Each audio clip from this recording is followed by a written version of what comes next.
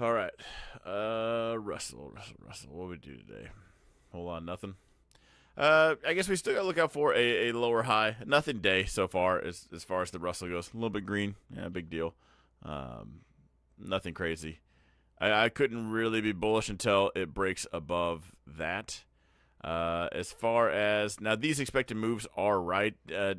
TradingView's changing how they get their data. So when we go to the weekly, there's the weekly close. Here's your expected move.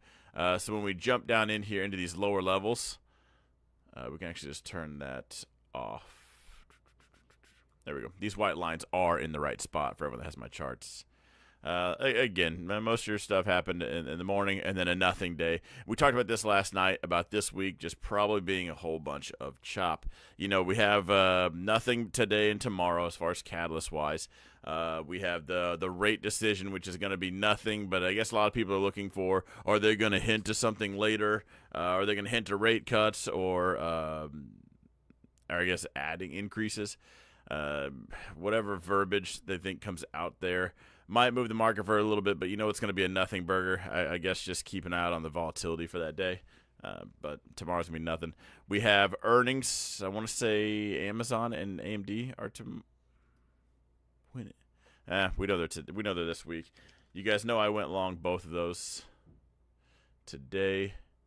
So that is tomorrow. And then Amazon. Okay, both of them are tomorrow. Sweet, and they're going up after hours. All right, let's get back to it. As far as tech goes, nothing. Drop down, hit the zone, pull back up. Chop day. There's nothing to go over here, except for that Palantir play. I told you guys I was going to close. So this morning, you guys got alerted. I bought Amazon, but then I said I'm gonna close everything at the bell as far as my sold calls go in the growth account. Could have waited for the dip. Close at the bell, and then I watched things drop, and I was like, I could have waited 5 minutes. Could have been all right. Spent a little bit more closing that stuff. But for like Palantir earnings, I want to make sure, and Hood, that I'm just not in any sold calls. I want to let the shares, if it goes up, I want to take full advantage of that. And if it goes down with the extra $20, I was going to make 20 cents. $20 per contract, 20 cents per share, however you want to view it. The risk just isn't worth it. Tech, nothing to break down. Tomorrow, that will likely chop. And then after hours, tomorrow will be the push for that. Probably send it up. Hopefully it sends it up because, I'm bullish. Or in bullish plays, at least. I will say, if we run into this, I will probably grab some kind of puts for the rate hike decision. Because I'm sure the Powell might come out sounding hawkish. And everyone's going to talk about how he's going to increase, or there's not going to be any rate cuts. And, I'm getting really burnt out on this whole rate thing.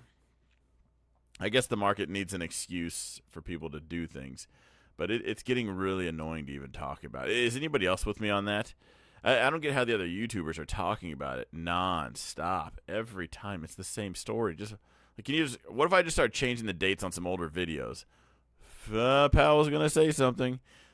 We have tools at our disposal. We're going to keep rates the same and just watch the data.